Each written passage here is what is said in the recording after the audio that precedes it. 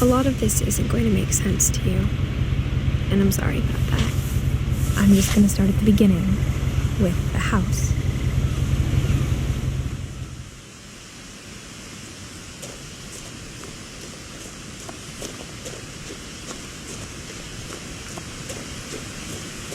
I lived here until I was 11, but I wasn't allowed inside half the rooms.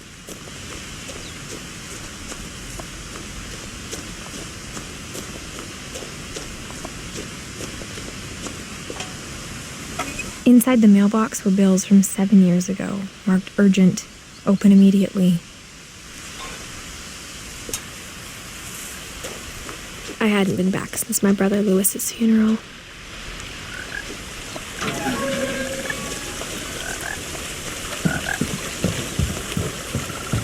In her will, my mother left me a key, but didn't tell me what it unlocked. Maybe she thought I'd know. Or she thought that the mystery would be enough to bring me back.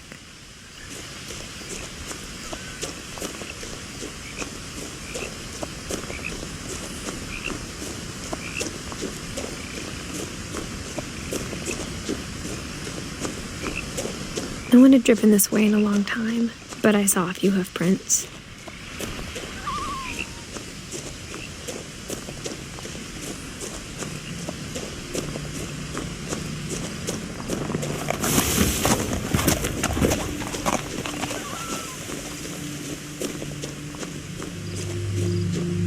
The truth is, even after I inherited the house, I never thought I'd come back to it.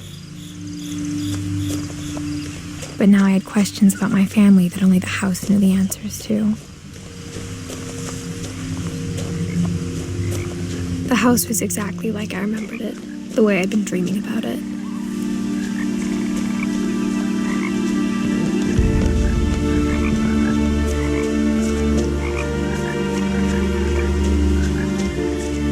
As a child, the house made me uncomfortable in a way I couldn't put into words.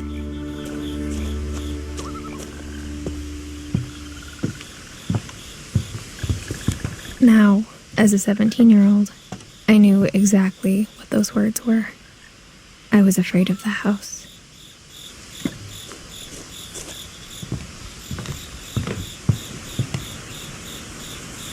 I hoped the key might unlock the front door. It didn't.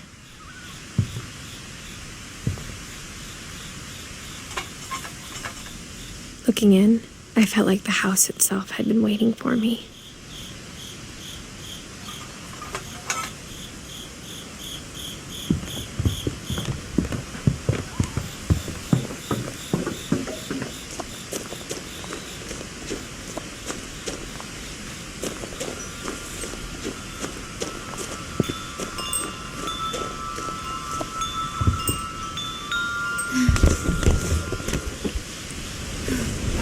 Crawling through the doggy door used to be a lot easier when I was 11.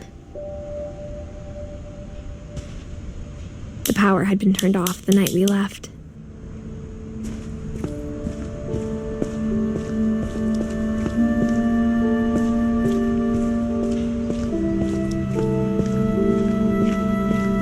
For the first time in years, I felt like I was home.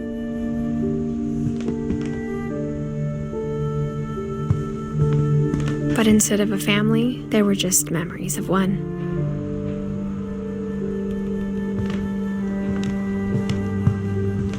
Like how only one restaurant would deliver to our house, so we had Chinese a lot.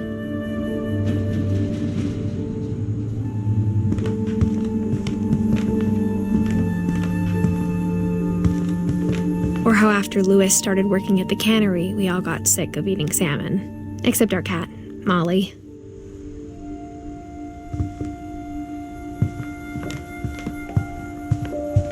The table was still a wreck from the night we left. It was like a bomb had gone off, killing everyone but sparing the furniture.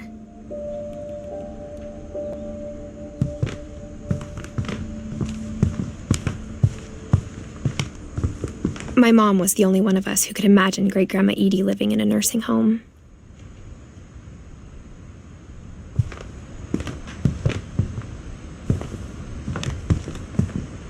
Nothing in the house looked abnormal.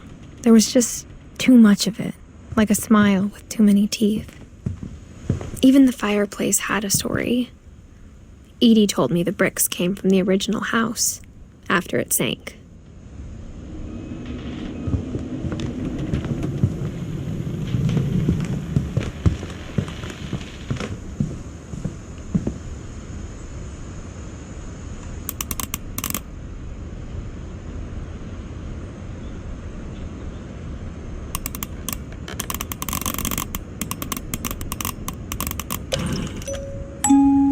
Great-Grandpa Sven built a music box for Barbara, along with the rest of the house.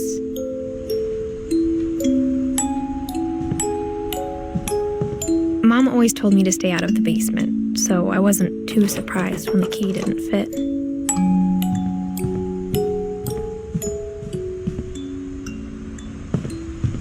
A lot of things got left behind in the whirlwind of that last night.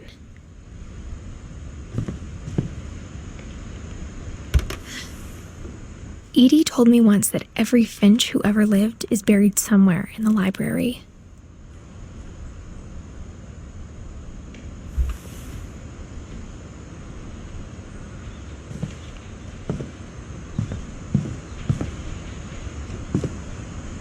After Milton disappeared, Mom sealed up all the bedrooms. Then Edie retaliated and drilled peepholes.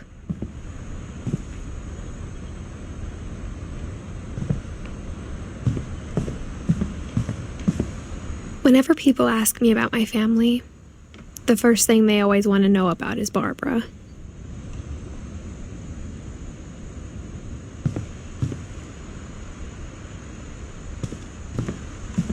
Edie's father, Odin, built the original house.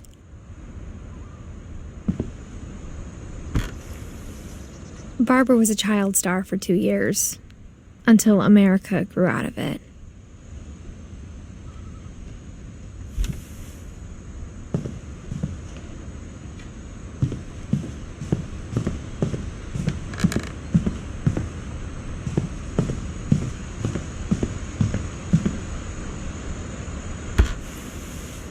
My Grandpa Sam spent 7 years sharing a room with his dead brother, Calvin.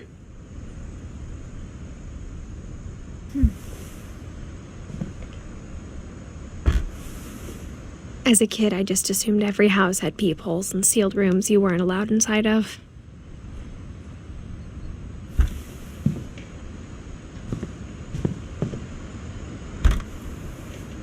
The last time I was in Edith Sr.'s room, I was 10 and she was painting my portrait.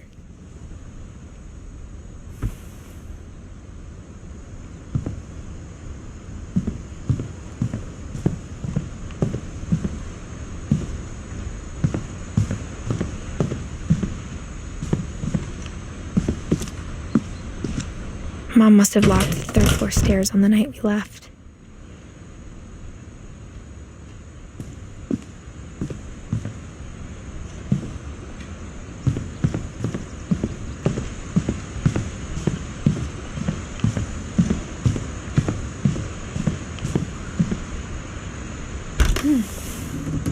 Molly always seemed like a girl I could imagine being friends with, if she hadn't died in 1947.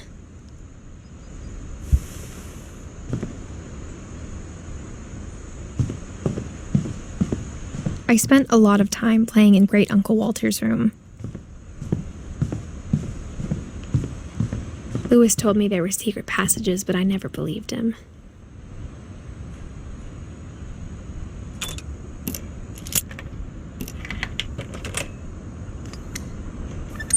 Turns out, My mom was really good at keeping secrets.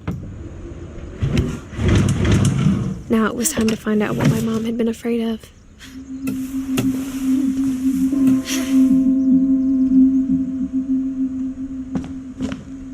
Reading this, maybe it sounds like I had a plan. But I had no idea what was behind that door.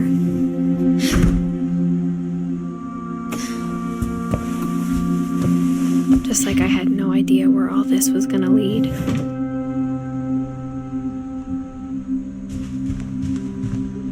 I grew up looking at Molly's room through the peephole. Molly's gerbil had a tiny bedroom with its own even tinier gerbil cage.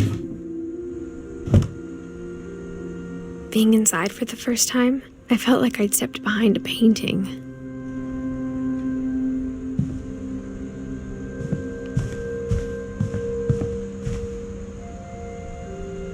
I got the sense Edie had spent a lot of time here, before my mom sealed the doors.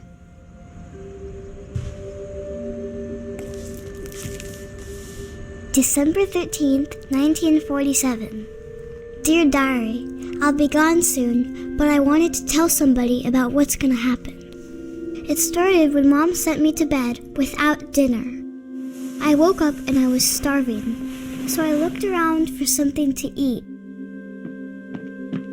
The gerbil food was dry, but I didn't mind it.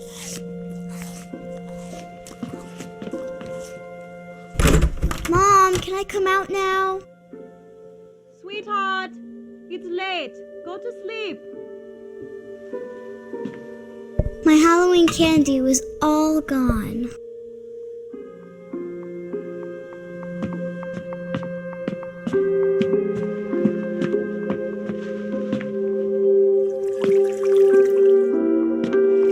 I thought about eating Christopher, but I held back.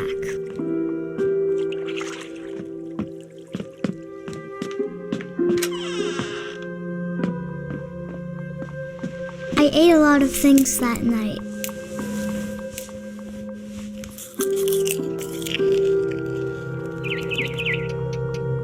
I kept eating and eating.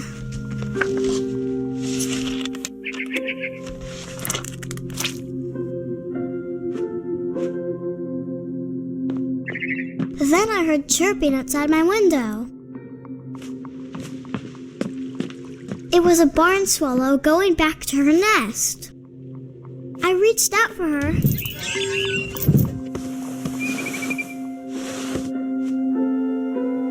And suddenly,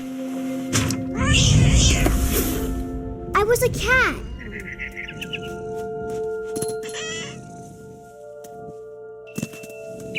I tried to be quiet, but the bird was really scared.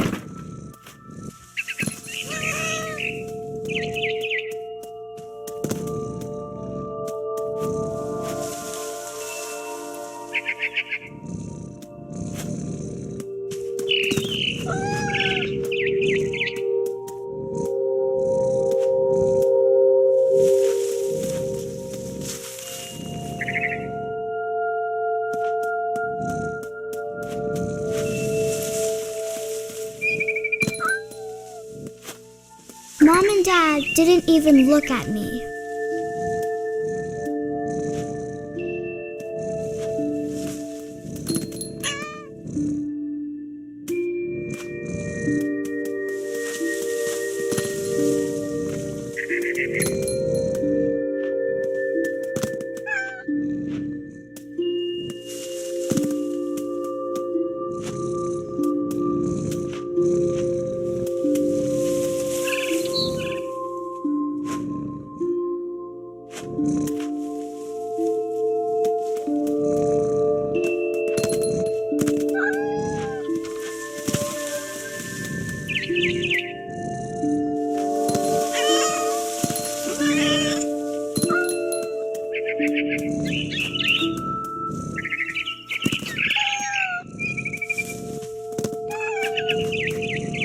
The babies were all gone.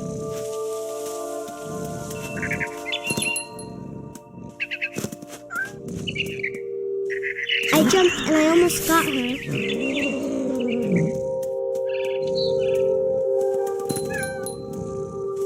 I could tell she was getting really tired.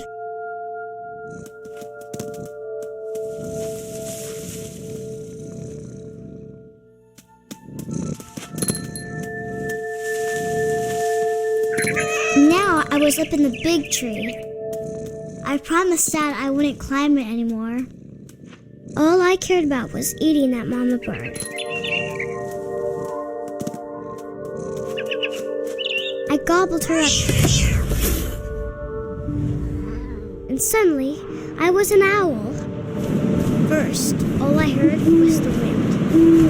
Then I heard little teeth nibbling in the grass.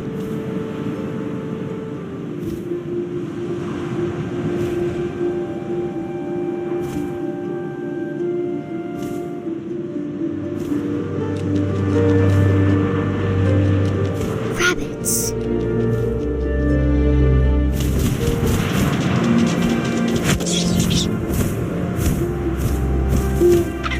I imagined his face looking up and seeing mine through my talons. I swallowed him up, and I didn't chew one bit. Then I flew off to find something bigger.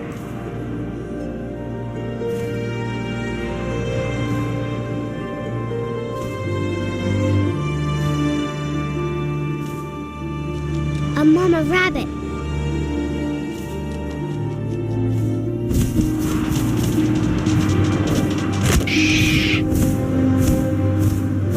She was almost too big to carry. I started choking, but I couldn't stop eating. And suddenly, I was a shark.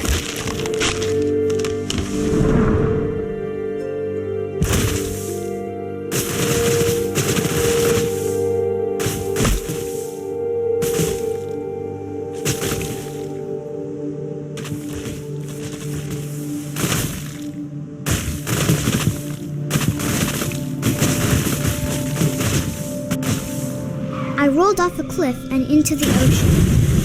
Now, I was hungrier than ever.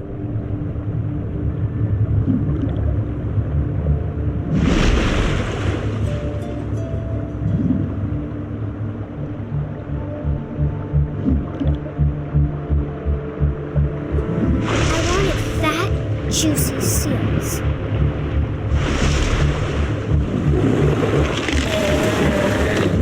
I tore off her flipper, and it tasted really good.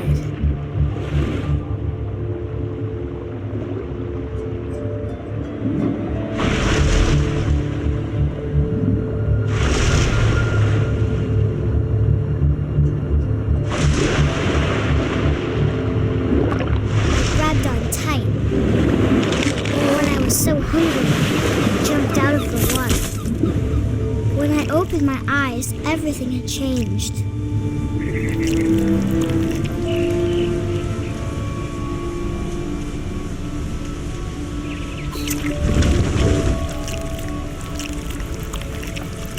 Now I was a monster, and I smelled people everywhere.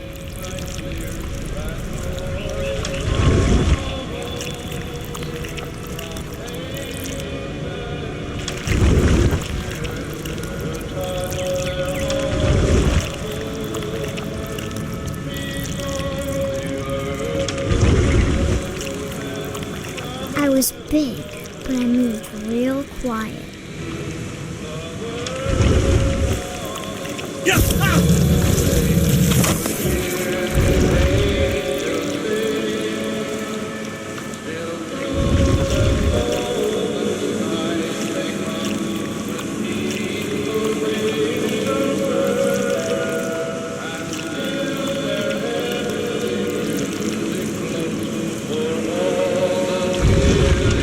I wanted to stop, but also I didn't.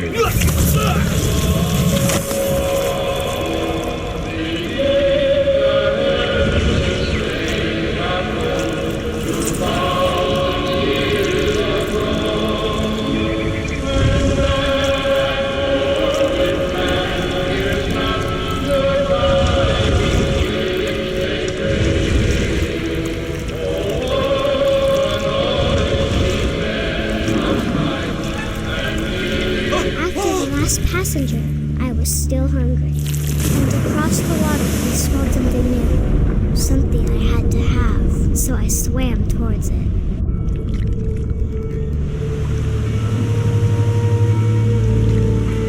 I slithered onto the sand, and the good smell went into an old pipe.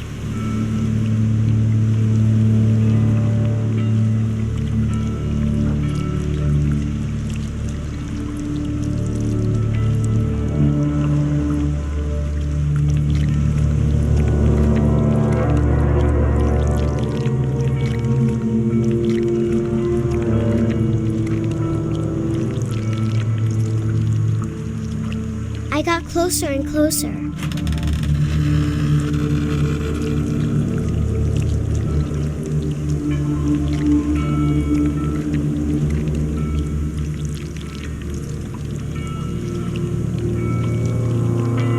All of my stomach started growling.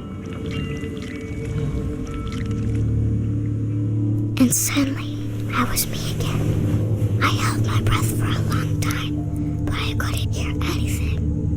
I think it's waiting for me to fall asleep. But it's not going to wait much longer. It needs to be, and we both know I will be delicious.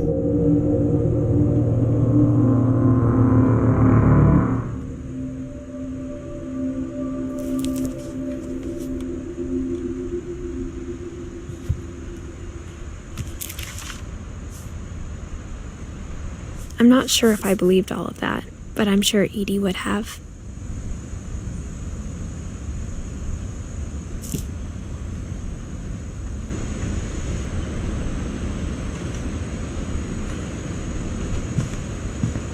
I can't describe it, but I felt like some part of Molly was still here.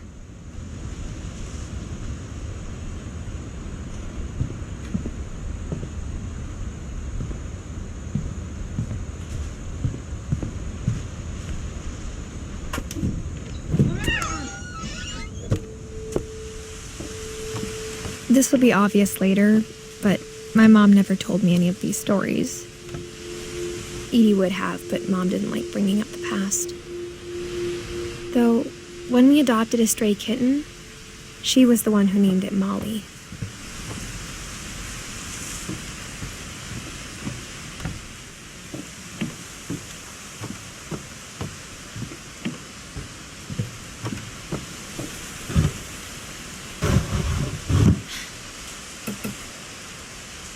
I spent a lot of time in Great-Grandma Edie's room. Her room was like a museum.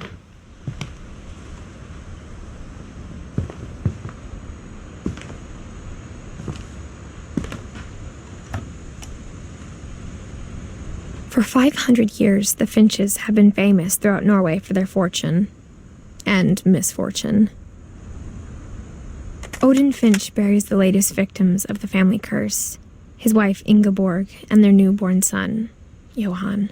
On January 7th, 1937, he set sail with his family and his house, hoping to leave the curse behind. But 40-foot waves off the coast of Washington send the house and Odin to the bottom of the sea. Odin's daughter Edie, with husband Sven and baby Molly, step ashore on their new home, Orcas Island. Odin Finch is the first to be buried in the new family cemetery. His daughter Edie is already dreaming of a new Finch house.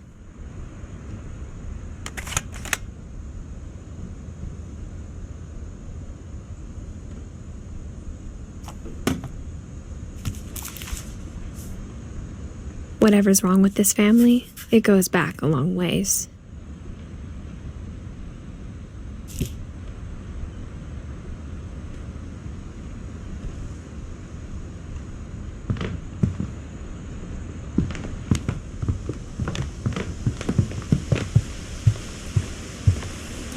Edie gave a big interview about a mole man living under the Finch house.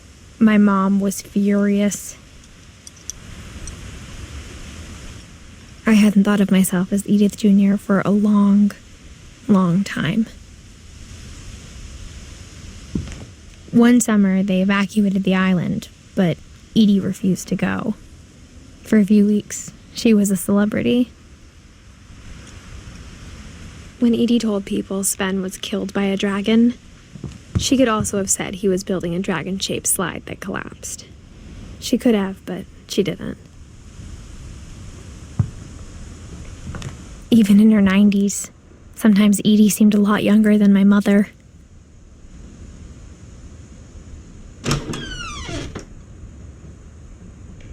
The only trace Grandpa Sam's first wife, Kay, left on the house was the pink bathroom.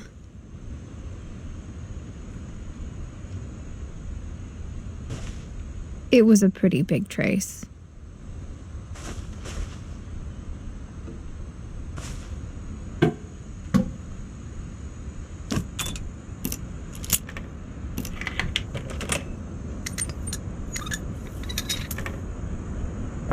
There's a secret in this bathroom. It's in the last place you would look. It isn't in the cupboard. It's hidden in this book.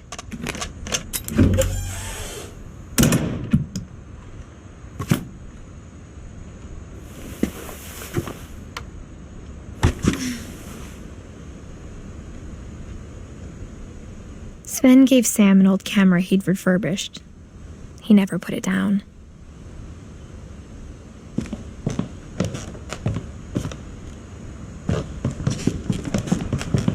From the paintings on the wall, it was clear my brother Milton had been here before me.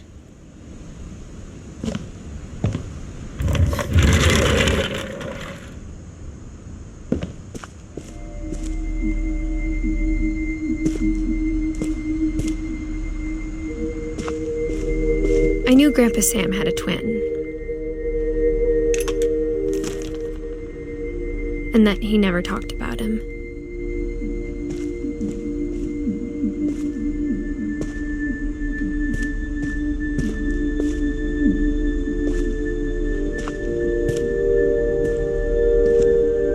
I guess my grandpa didn't like history any more than my mom did.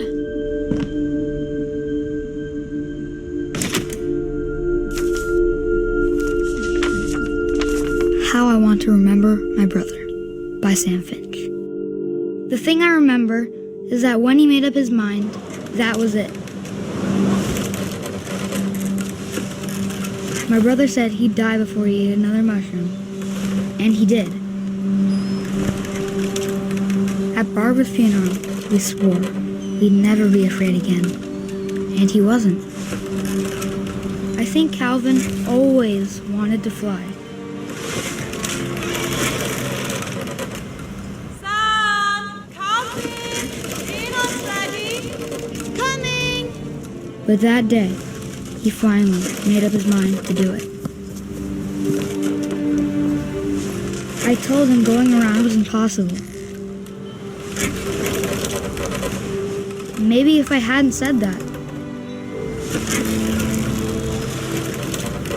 Calvin! I'm not gonna tell you again! Maybe if the wind hadn't picked up. Then maybe he'd still be here. But I doubt it. I think he'd already made up his mind. That's what I want to remember about my brother.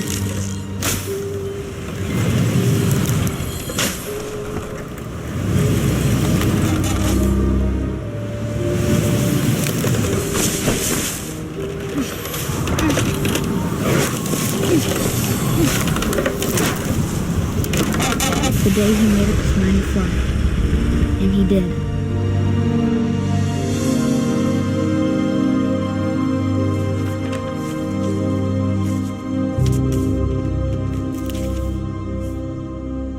Calvin's story felt strangely familiar. When I was younger, I remember trying to do the exact same thing.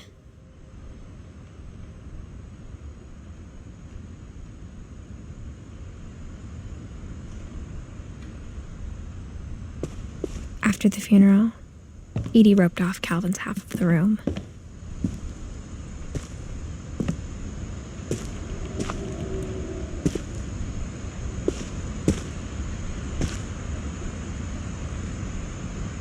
Mom said Grandpa Sam enlisted at 18 and never set foot in the room again.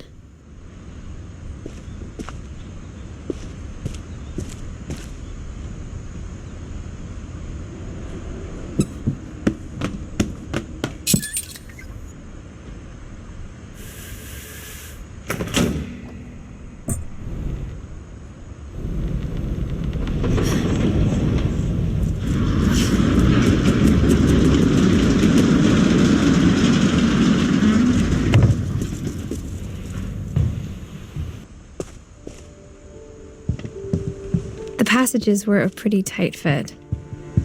They'd obviously been built for smaller hands and bellies.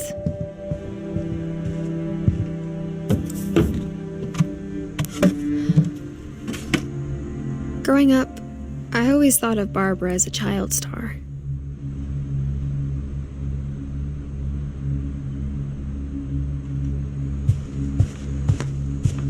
I never thought about how hard it must have been for her afterwards.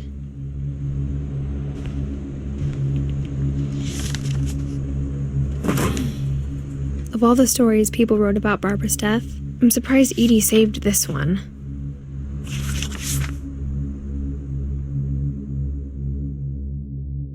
Old Jack here with another ghastly tale inspired by America's most unfortunate family.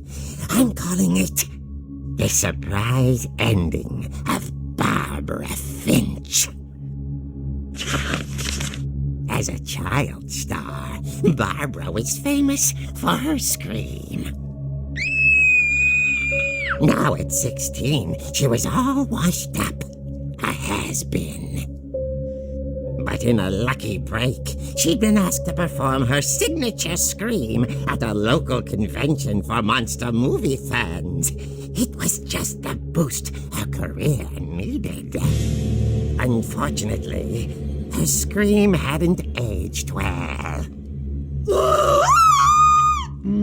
Getting better.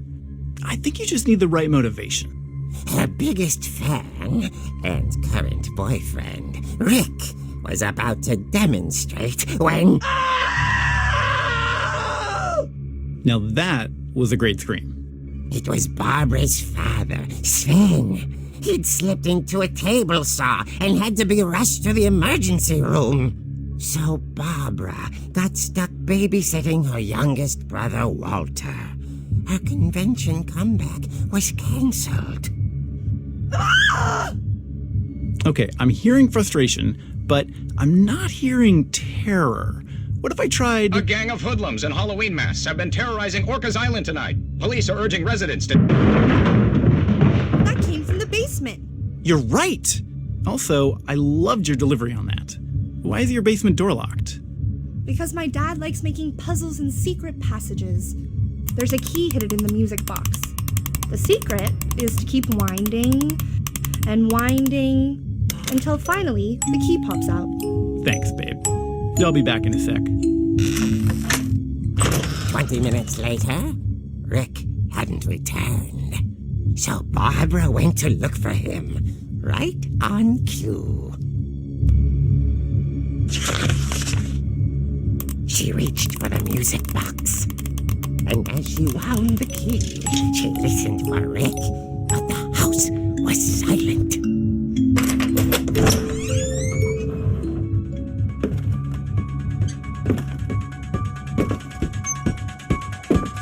She found Rick's crutch and imagined the worst.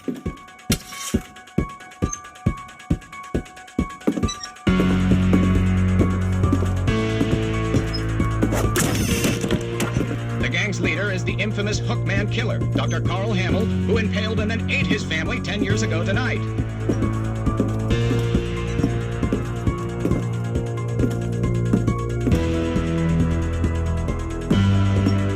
The old fridge rattled and grew still. Oh dear!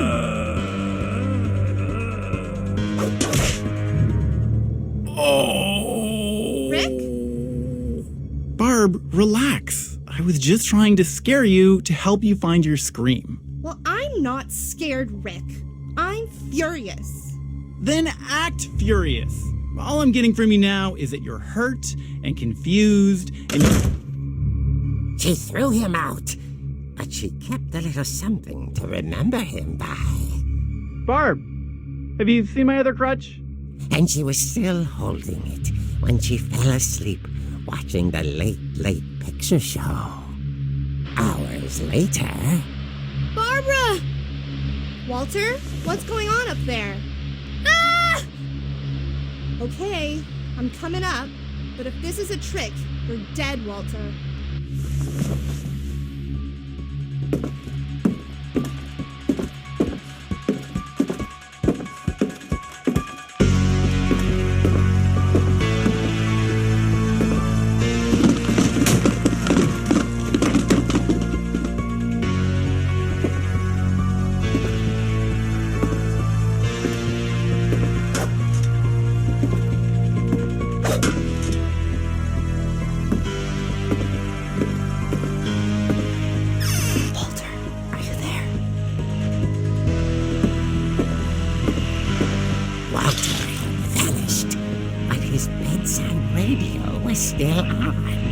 Orcas Island police describe the man as 6 feet tall, with a steel hook for a hand.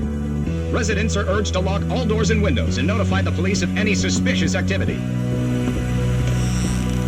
Barbara turned, saw the hook man, and was speechless.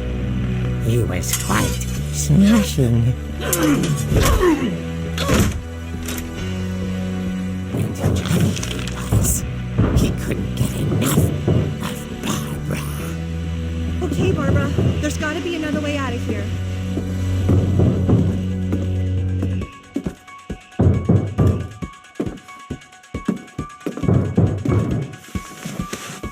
That night, she played her part beautifully.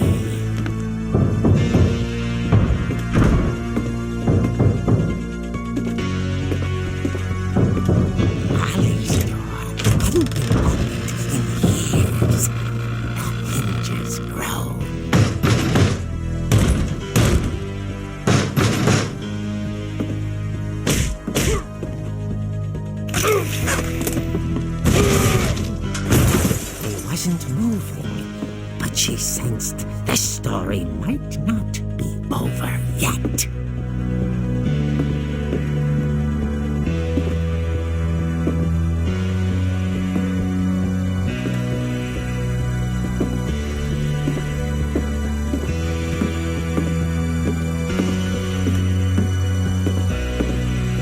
The hookman had vanished.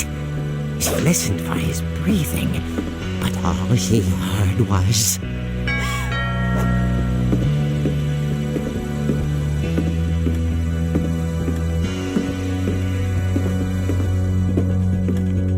At the door, she heard whispering. It was coming from inside the house.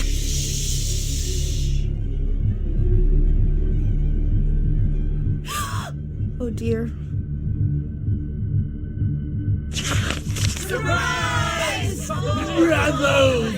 You were wonderful. The monsters had come to surprise her. For Barbara, it was a dream come true. Then she saw what kind of monsters they were, and she realized what was about to happen. She was going to be famous. And with her final breath, Barbara Finch gave the performance of her life.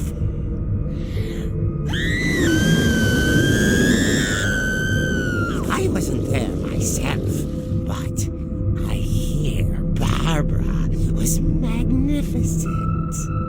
Poor girl. She had a taste for stardom.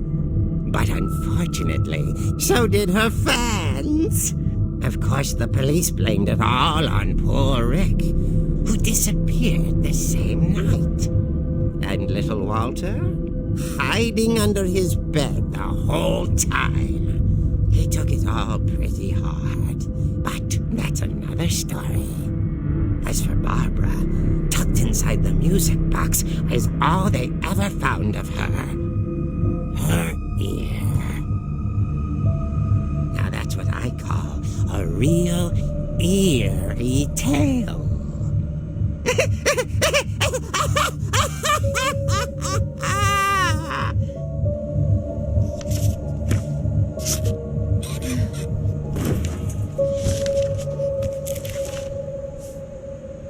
Edie told me all Barbara wanted was to be remembered, as absurd as that comic was. Maybe what Edie saw was a happy ending.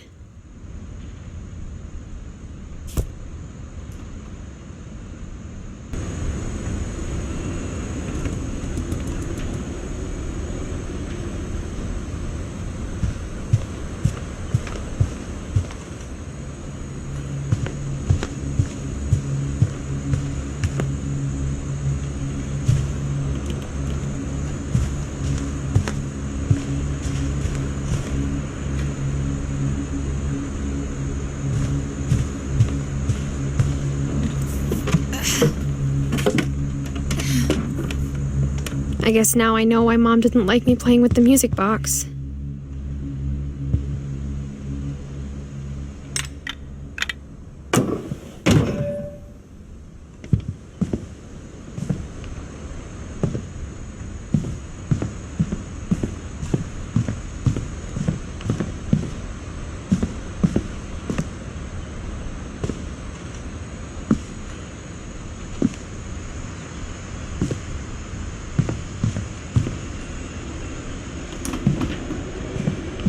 My mom wasn't much of an optimist, but she never stopped believing that my brother Milton was alive.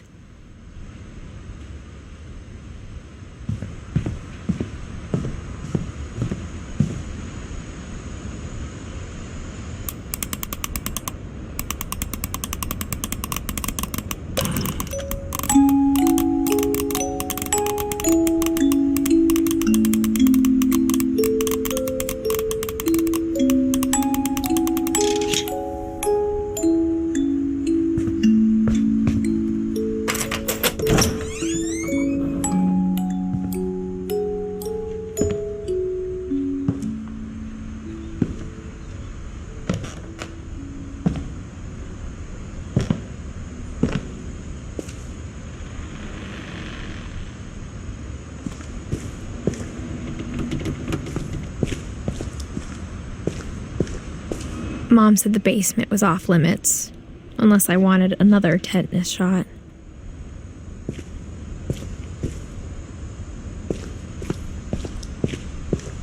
I saw Edie sneak down to the basement once, carrying packages.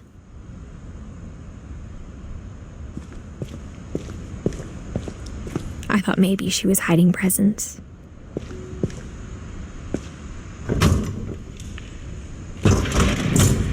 It turned out she was hiding a lot more than that.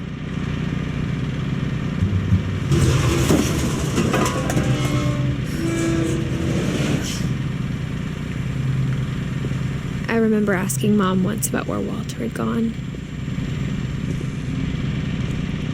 She said after Barbara died, he got as far away as he could. If there's a pattern in all these stories, I think it's that none of us has gotten very far.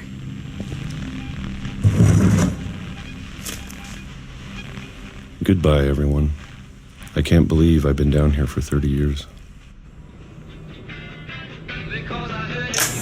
On that first day, after the shaking started, I didn't think I'd survive a week.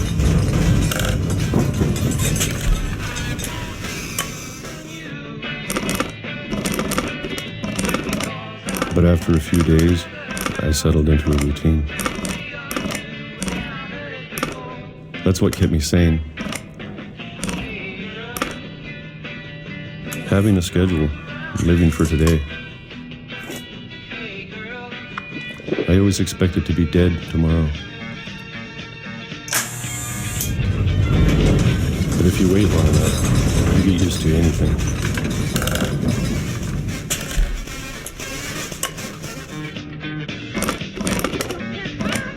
Even a monster on the other side of a door starts to feel normal.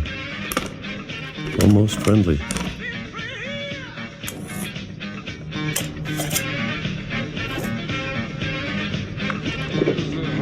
And then one day, everything just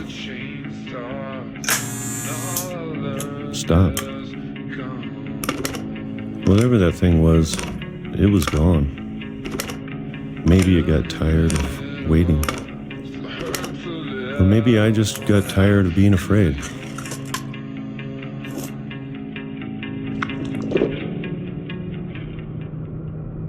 It's been a week now, the longest in 30 years. I'm done waiting. I have to leave while I still can.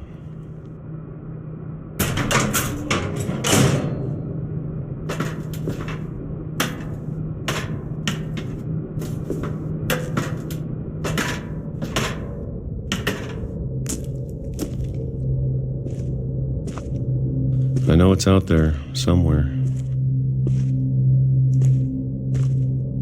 Whatever killed Barbara and Molly and Calvin. Maybe this is all a mistake. But I need to stop living the same day, even if it kills me.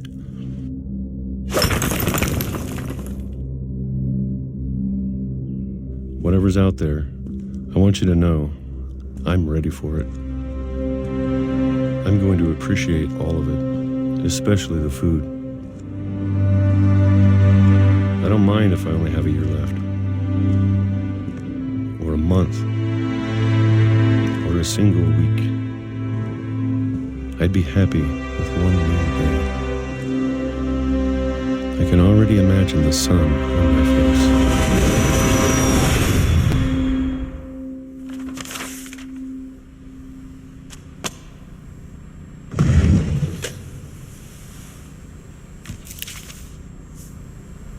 Walter died when I was 6. I can't believe my mom never told me he was down here. I'm sure my mom was trying to protect me.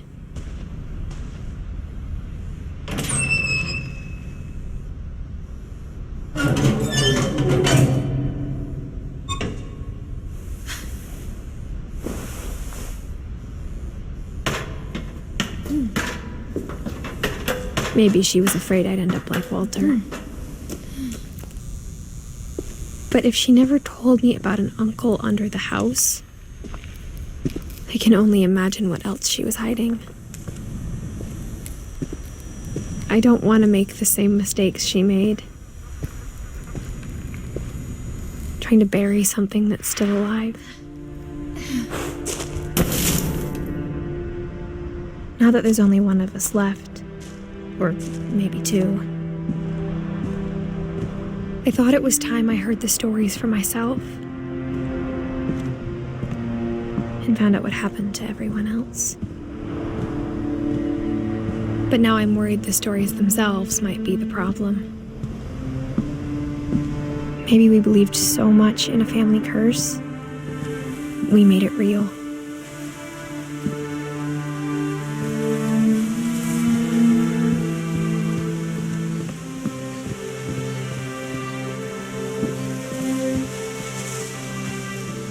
I don't know if I should even be writing this.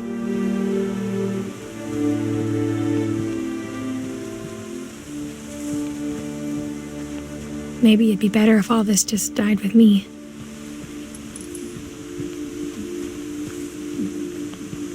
But I thought you should know about your family.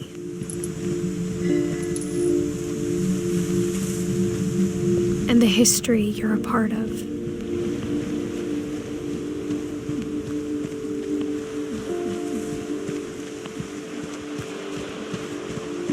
Though to be honest, I feel as lost as you probably do right now.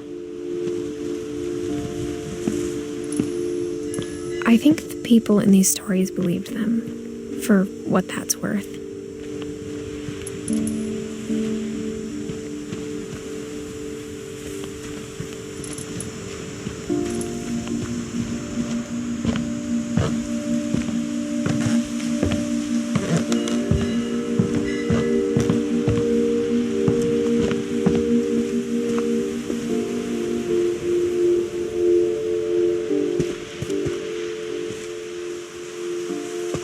you look at the house, had that history of imagination and stubbornness and madness.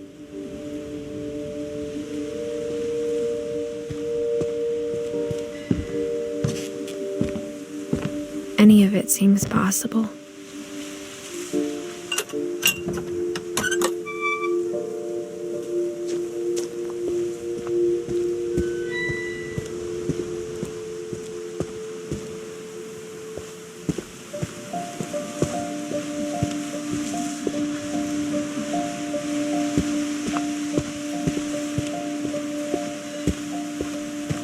I think we've been surrounded by death for so long, we've just gotten used to it. What kind of family finishes building a cemetery before starting the house?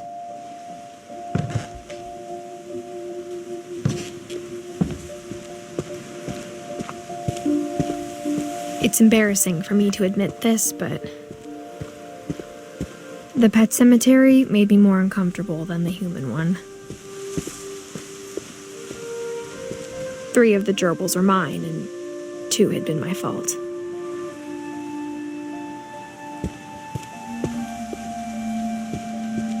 Sven built the house, but it was Edie who designed the cemetery.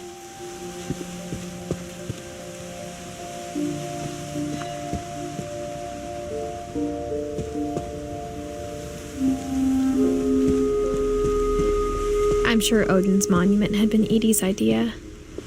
My mom was always trying to move on, but for Edie, the past never went away.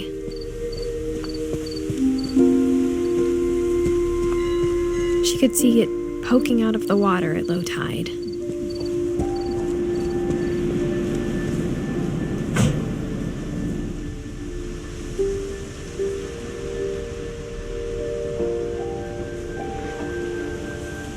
Edie said she dreamed about the old house every night.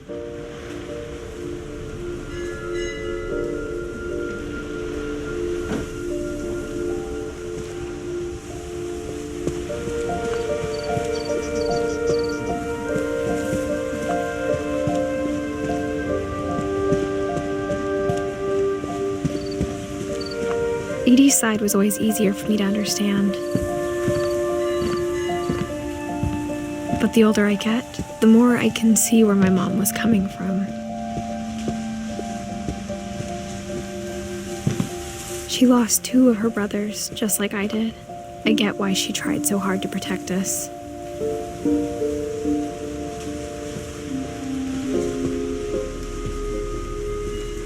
There's so many things I wish I could ask my mom now.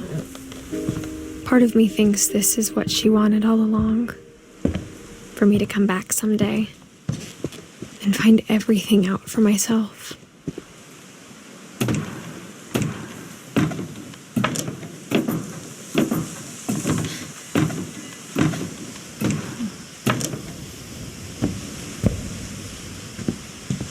But looking back on it now, if she told me there was going to be so much climbing, I never would have come when I was 22 weeks pregnant.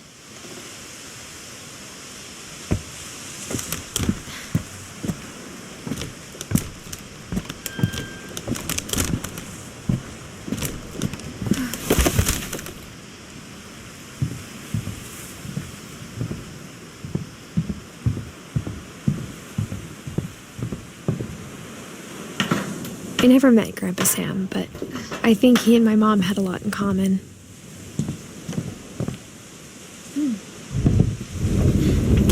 They were both pretty intense.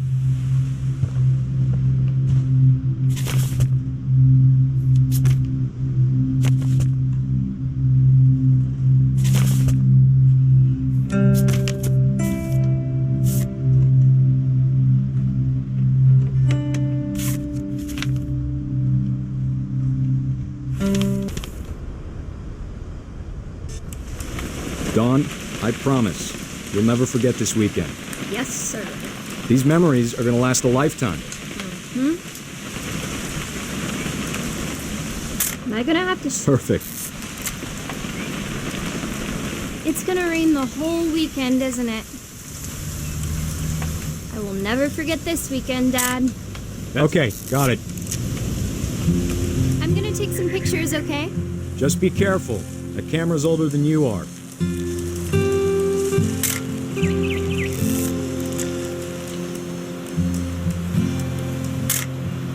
Aw. Definitely should not have drunk all that coffee. Hey!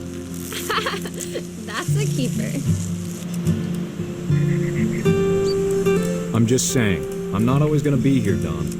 You'll need to remember this stuff, if you want to survive. I'll be fine, Dad. You know who else thought he was gonna be fine? Some guy who died. Don, I'm being serious. I know, Dad. You're always serious. Doesn't being out here make you want to chill out? To tell you the truth, I haven't been out here in 20 years. Dad! Good eyes, Don.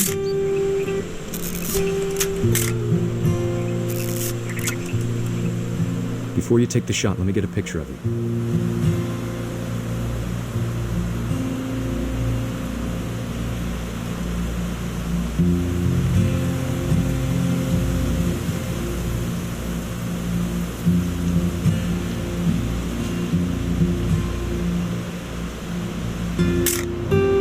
I'm over here, Dad.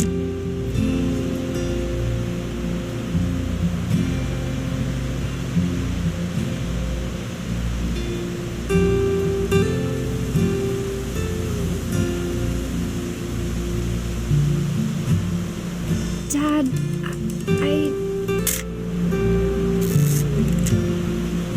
Let me get behind you. do I have to do this? Don, you don't have to do anything. Great shot, Don!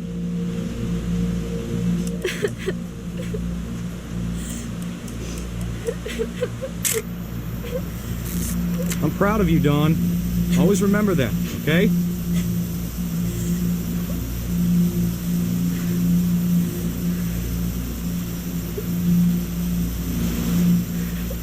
Sorry, Don. Just gotta reset the timer.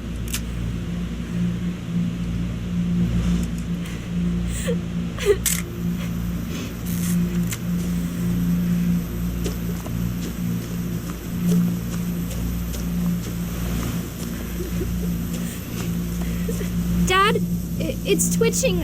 I think That's it's totally normal, Don. Just focus on the camera. Try not to think about... Dad!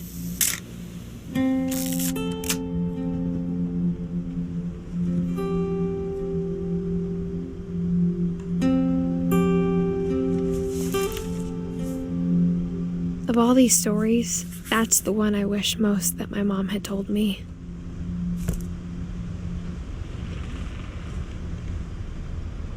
Sam spent his life shooting photos, but Mom said he got nervous being in front of the camera. I guess we're all afraid of something.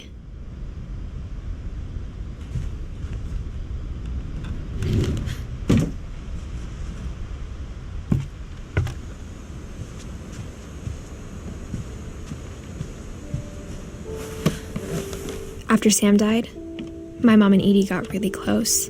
They'd both lost a lot.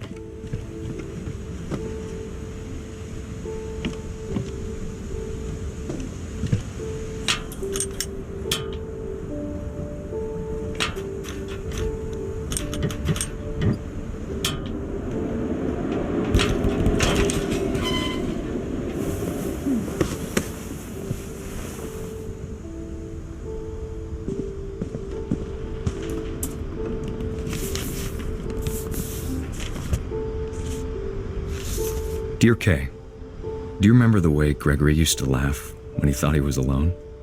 Like something funny was happening, but only he could see it. I think he saw things the rest of us don't.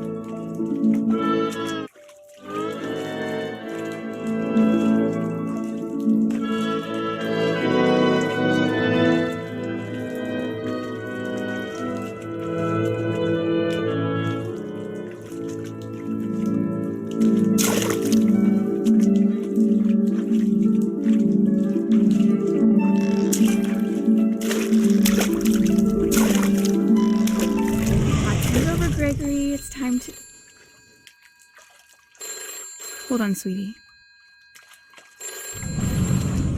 Hello? Sam, I told you I don't want to talk right now. I wonder what he saw.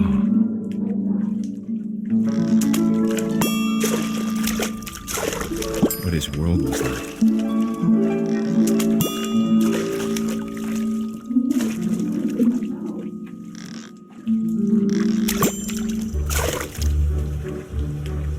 He reminded me so much of Calvin. Lost in his imagination. Whatever it was he saw.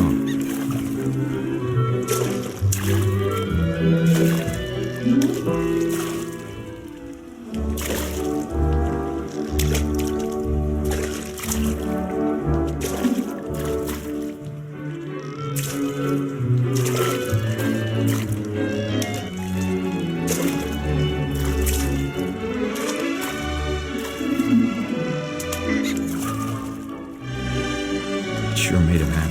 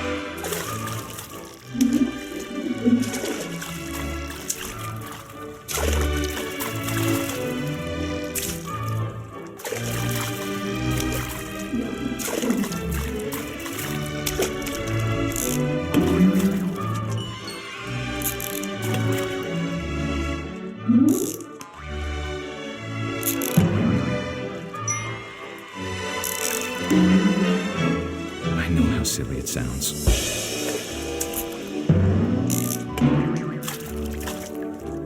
That I worried about a baby being too happy. But I could feel him slipping away. Sorry about that, Gregory. I know you did everything you could. Maybe if I hadn't called that night. Damn it. Hold on, I don't want Gregory to hear this.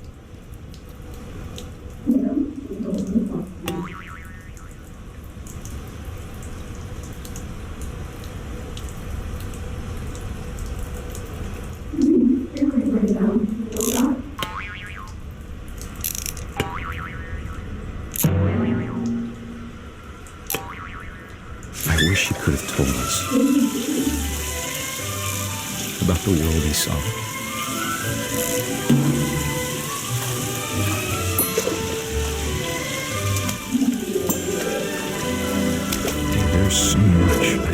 understand. About Gregory. About everything.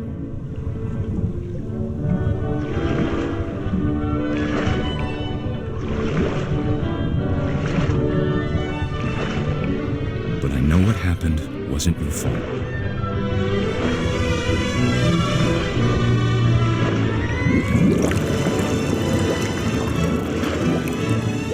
I'm sure he's happy.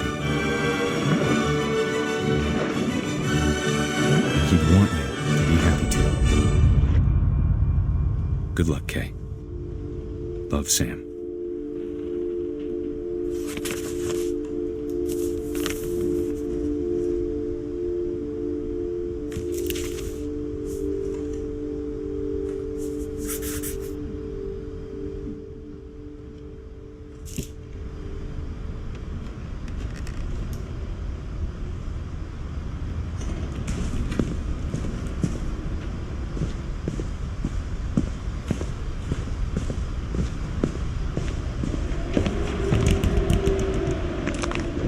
My mom moved up to the loft after her brothers died.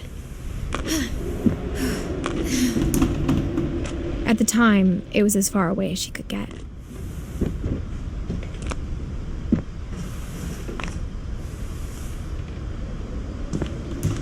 I can't imagine what it was like for her to lose 2 sons after she'd already lost 2 brothers.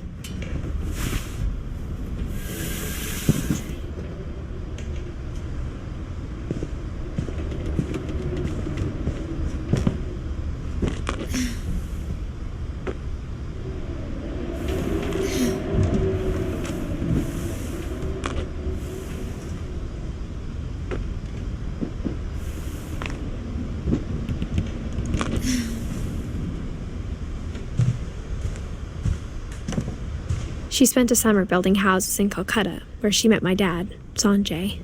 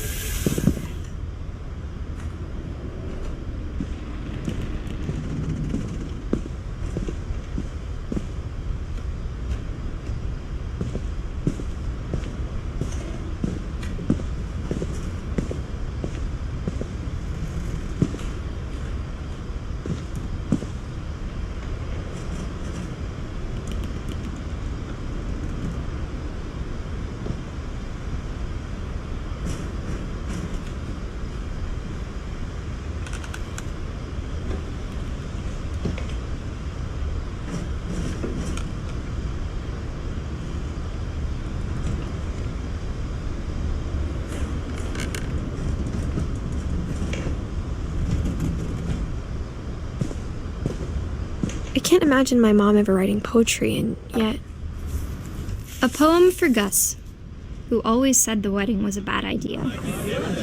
Our father never hit us kids, at least not very hard, before the day my brother said with teenage disregard that he'd be dead before he'd see a wedding in our yard.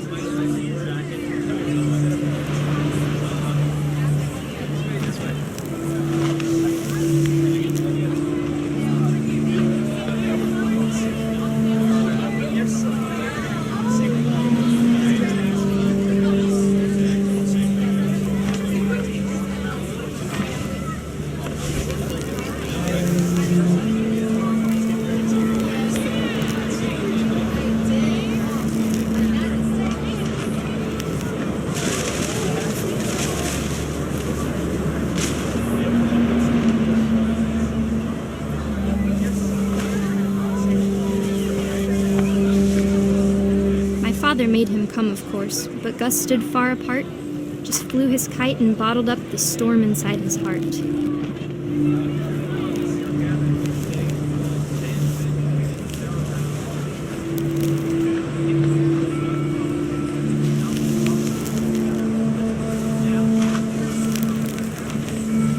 I tried to talk him out of it, but though he'd never met her, "We don't need a stepmom," were the words that I now pronounce you husband and wife. You may kiss the bride.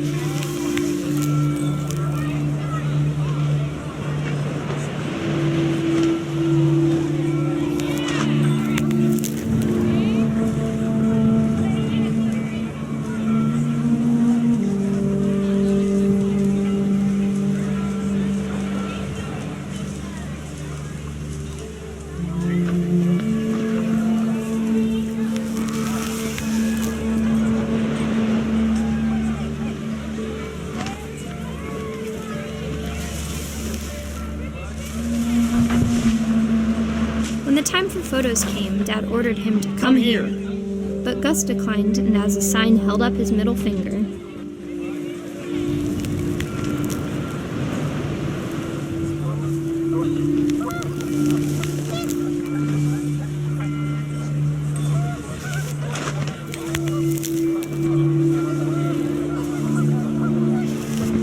The wind picked up, and panicked geese appeared and quickly went. But all the humans did that day was go inside the tent.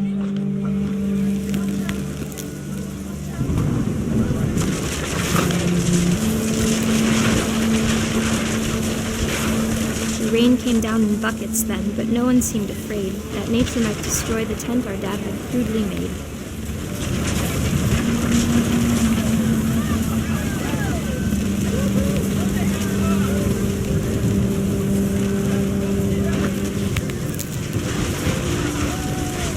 The thunder sounded much too close and full of angry power.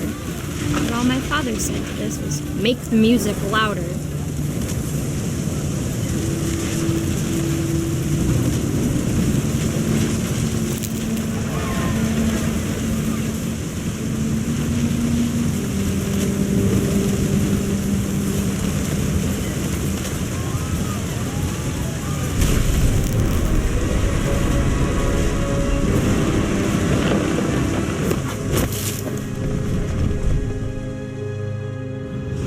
I wish that I could truly say I thought about you on that day. Out there on the beach alone, just you, the wind, the sea, and foam. But I didn't, until we found you.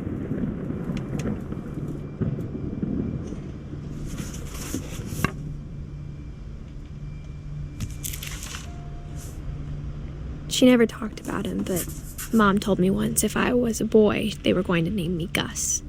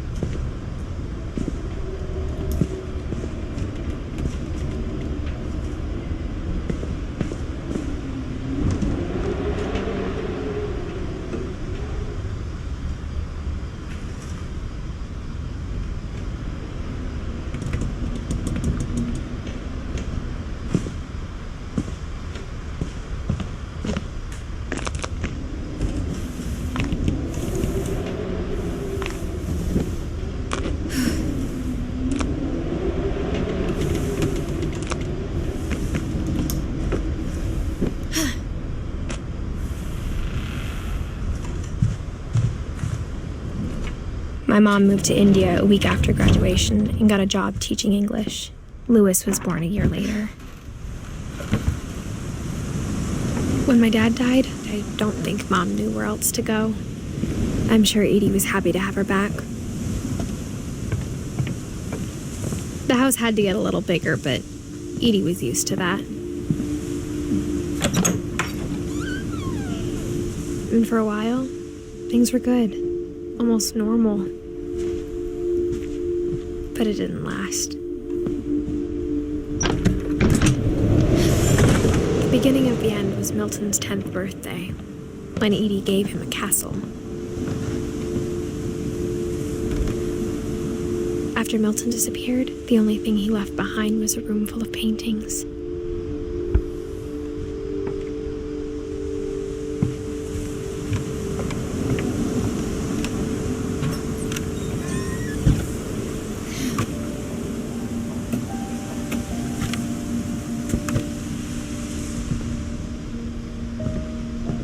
I think Edie was happy to finally have another painter in the family.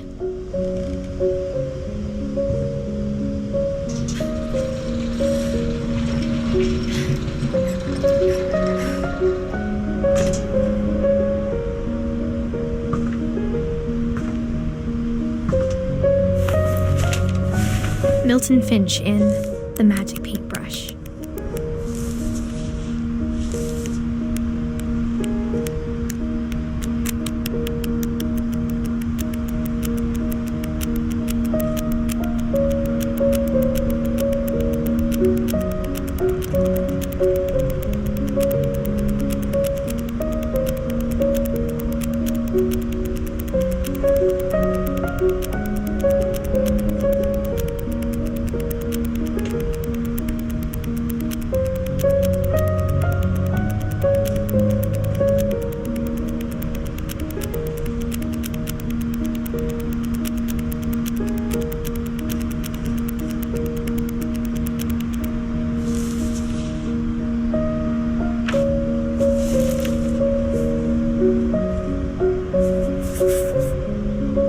before when Milton disappeared.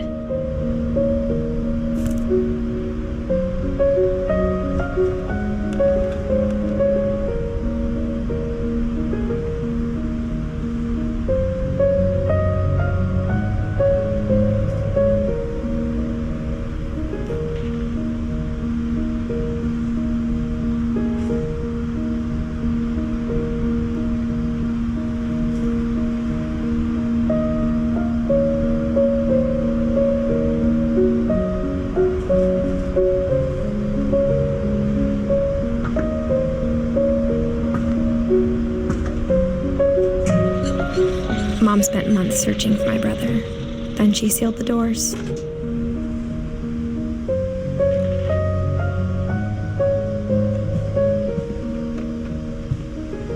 Whatever Milton had found in the house, Mom didn't want it getting out.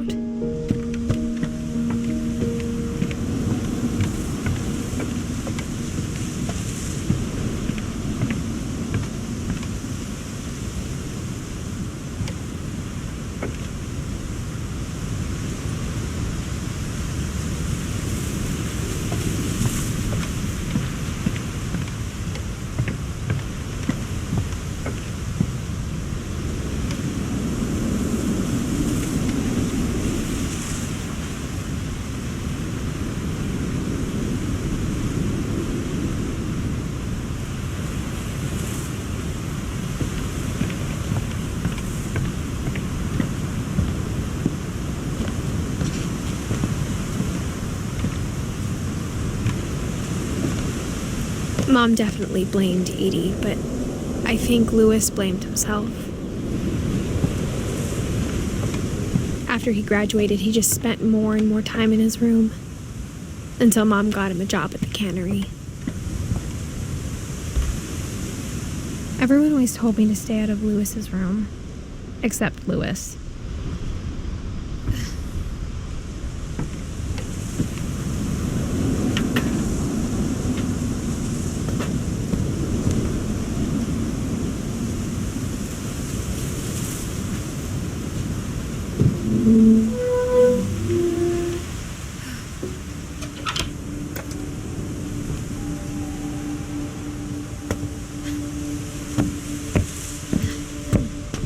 Louis's room smelled very, very familiar.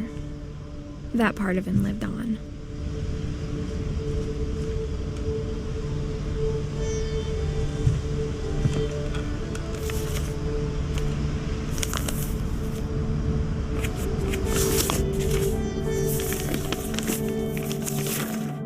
Dear Mrs. Finch, as Louis's psychiatrist, I can understand your desire for an explanation. As I see it, the trouble began in January, shortly after we convinced your son to seek treatment for substance abuse. Newly sober, I believe Louis first noticed the monotony of his daily life.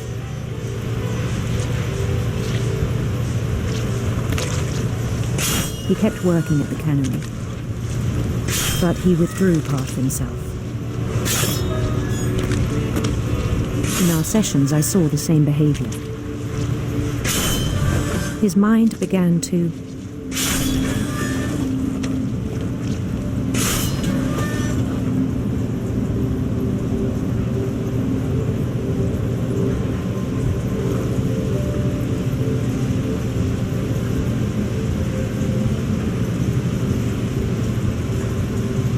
wander.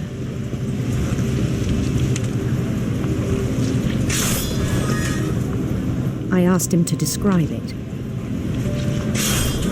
He said he started small, imagining a labyrinth.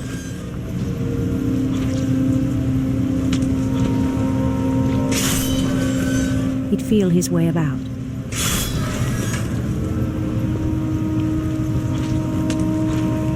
Then something moved. Bats and toads.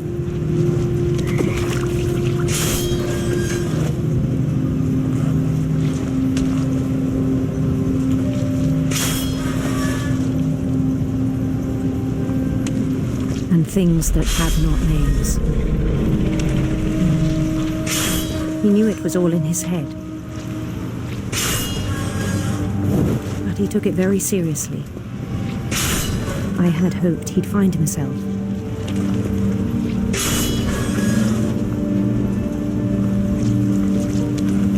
But he found something more. I worried about him then, daydreaming at the cannery. I spoke with his boss. But he said Lewis had become a model employee. Methodical, tireless, focused.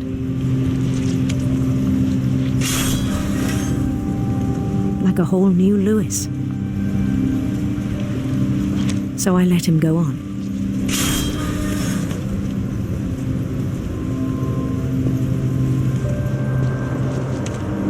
I even encouraged him. It seemed very promising at first. He told me he'd made a new friend.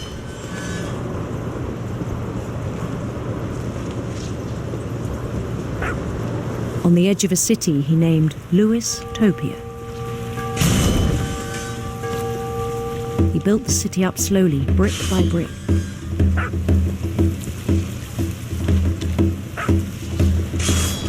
Then he made musicians.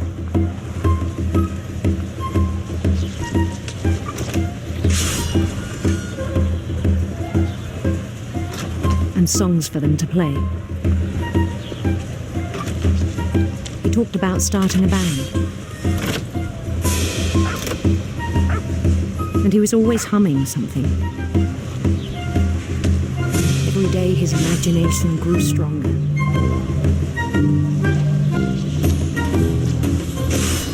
He no longer spoke at the cannery. But his chopping was as reliable as ever. Then one day it struck him that all the cheering crowds, even the stones under his feet, were all in his imagination, so he could do whatever he wished.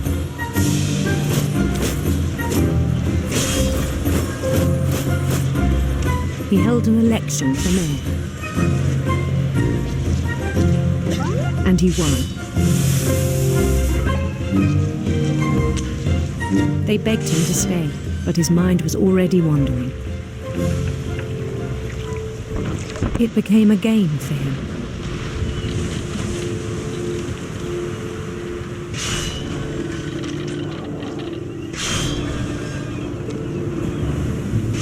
He'd conquer a city, then immediately push on. New Louisville.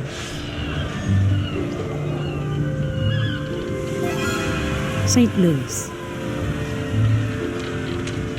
He started drifting away from our reality.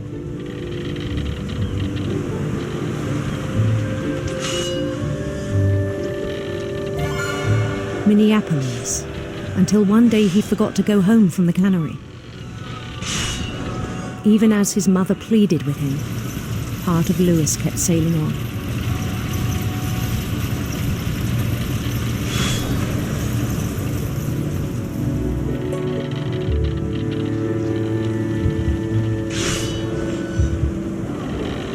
In Louisburg, he heard rumors of a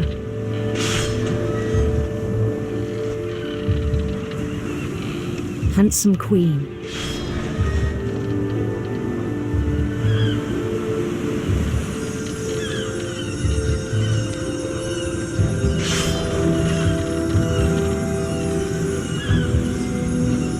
The queen was on her own quest for radiant rainbows.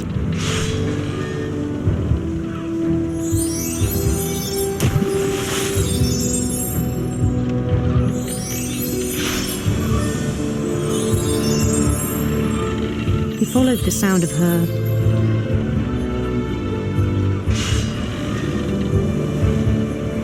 silver harp.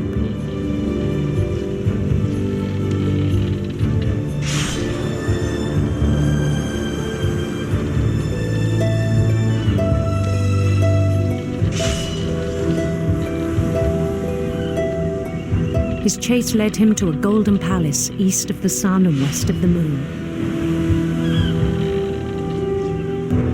even then, his logic remained sound. He knew the world was all in his imagination.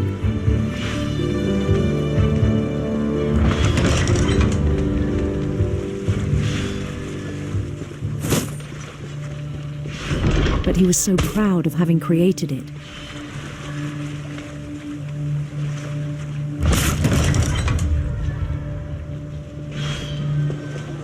In his own eyes, he'd become something greater than a king.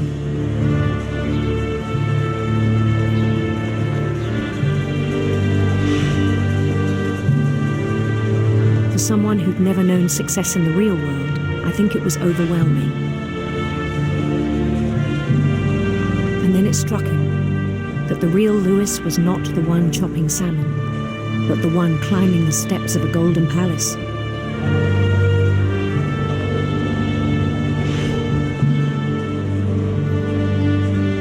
My imagination is as real as my body, he told me.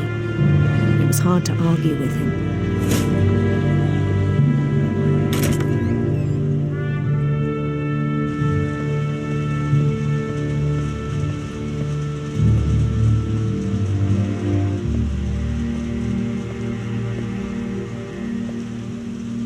He began to forget the world we know.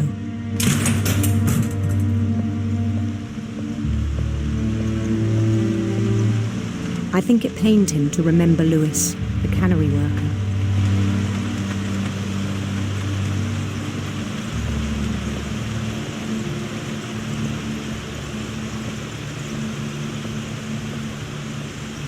He began to despise the man with a royal contempt.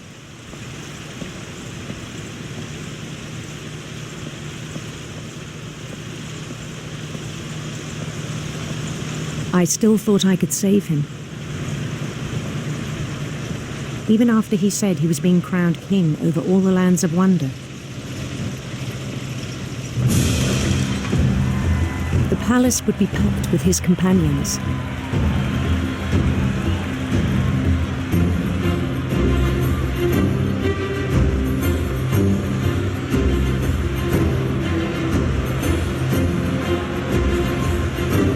Including the wise Calico who'd insisted on advising him.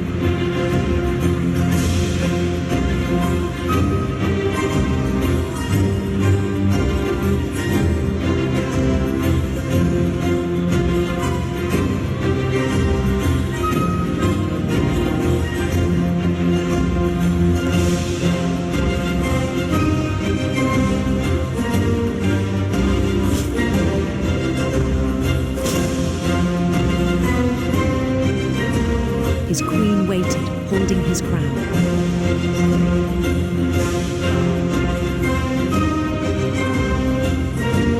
There was only one thing left to do.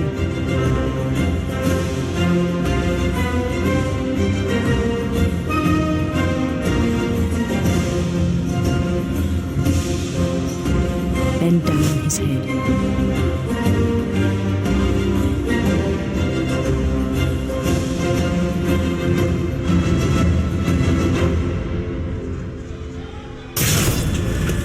I think you know. Mrs. Finch, your son was a kind man who will be missed by all of us who knew him.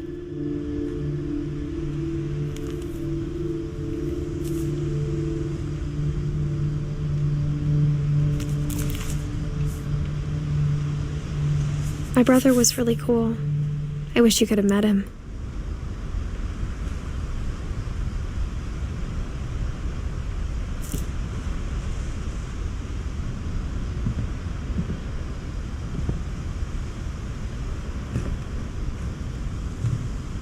He was so proud of being Indian.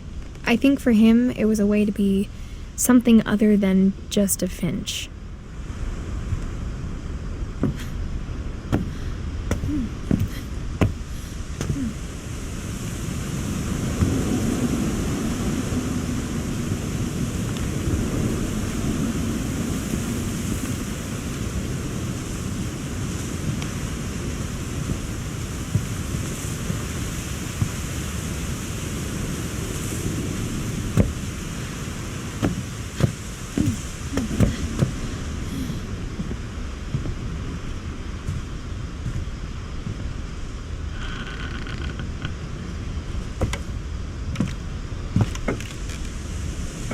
On the way back from Lewis's funeral, my mom told me to start packing.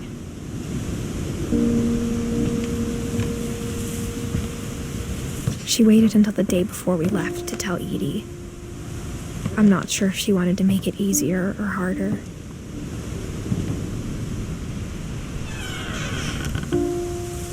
I wish we'd stayed.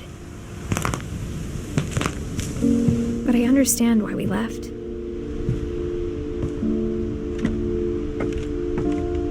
What happened that night had been coming for a long time. Maybe it should have come sooner.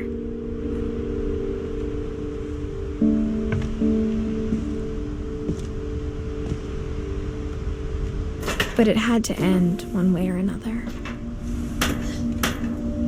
All that's left now is to tell you about that last night.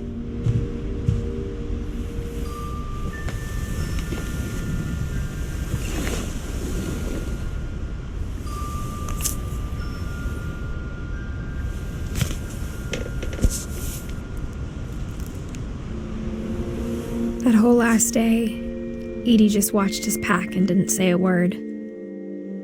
Until supper, when she raised her glass and said, "To our final night together, and all our final nights apart." Grandma, you know what I said about alcohol. Some of your medications are very Edith, specific. I left a present for you in the hallway. Why don't you go open it? The grown-ups have to argue now. I'm sorry, you're right. We're all leaving tomorrow. Let's just enjoy our last... I'm not leaving. Edith, you're excused.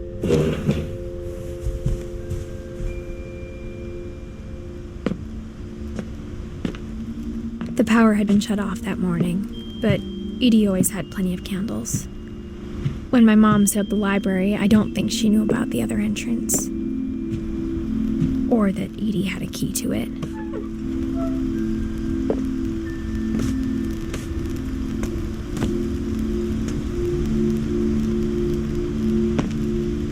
That thing you're afraid of isn't going to end when you leave the house.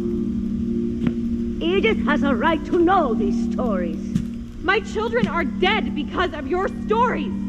I think it's best if Edith and I leave tonight. We'll have the nursing home send a van for you in the morning. Okay? Dear Edith, there's so many stories I wish I could tell you, but there's only time for one. This is about what happened on the night you were born. That night, the tide went way, way out. It was the first and last time I ever saw the old house aground. There'd been an earthquake out in the middle of the ocean. They called it the lowest tide in 1,000 years. God, it smelled awful. You know, I've seen that house every day of my life. But I never thought I'd go back to it. When the fog rolled in, I lost my way.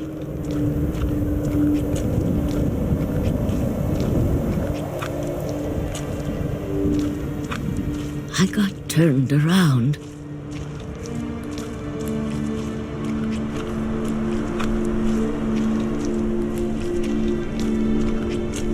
For a while, I wandered. I started seeing things.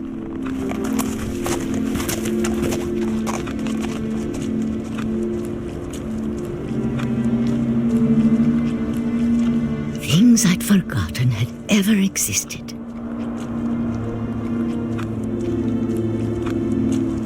But when I saw them, they felt like old friends. That night, a lot of things came back to me.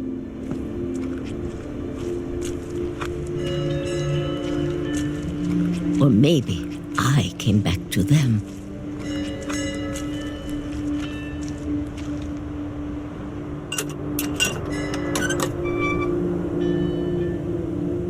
Things I can't explain, but that I need you to try and... Edith, what are you doing in here? It's mine. Edith! Mom, you're gonna rip it! Let go! I kicked and screamed, but Mom dragged me to the car. I never saw Great-Grandma Edie again.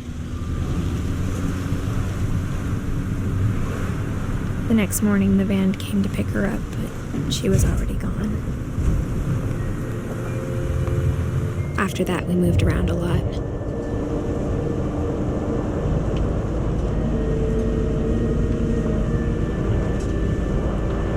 We both tried to make the best of it.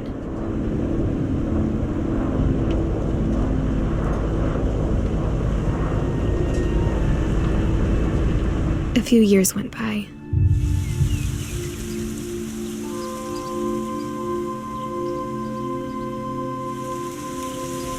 My mom didn't like to talk about it, but she started getting sick a lot. The rest happened pretty quickly.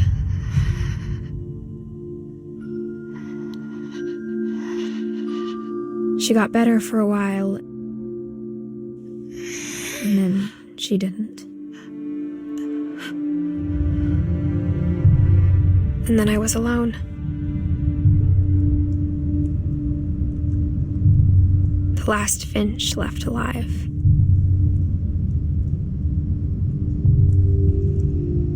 Until I found out about you. I'm still not sure what to tell you about all this. If we lived forever, maybe we'd have time to understand things. But as it is, I think the best we can do is try to open our eyes and appreciate how strange and brief all of this is.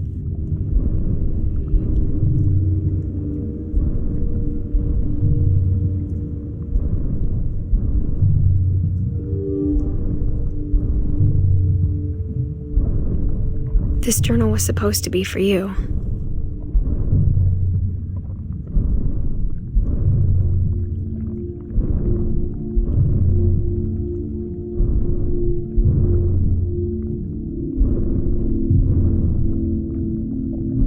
But now I hope you'll never see it.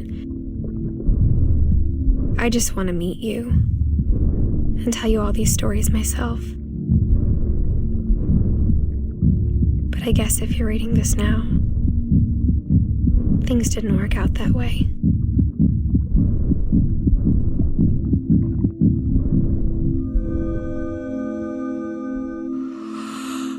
This is where your story begins.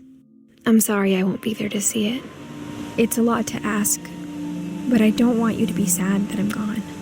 I want you to be amazed that any of us ever had a chance to be here at all.